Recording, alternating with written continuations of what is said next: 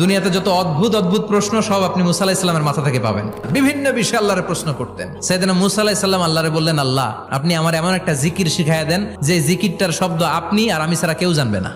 দিনে রাতে সব সময় এই জিকির আমি করব, আপনারে ডাকবো, কিন্তু শর্ত হলো এই জিকিরটা জানবে শুধু আপনি আর জানবো শুধু আমি। আল্লাহ বললেন, মুসা পড়ো লা ইলাহা ইল্লাল্লাহ। মুসা আলাইহিস সালাম কয়, মাবুদ এটা তো জাতীয় জিকির, সবাই জানে। আমি তো চাইছি এক্সেলেন্ট একটা জিকির, কারো কাছে নাই, শুধু আমি জানবো আর আমি পড়বো।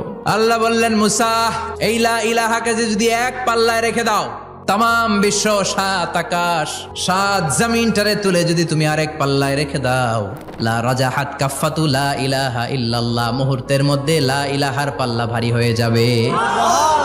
ও মুসা, তুমি যতই এক্সক্লুসিভ জিকির চাও, লা ইলাহার চেয়ে দামি জিকির আমার কাছে নাই।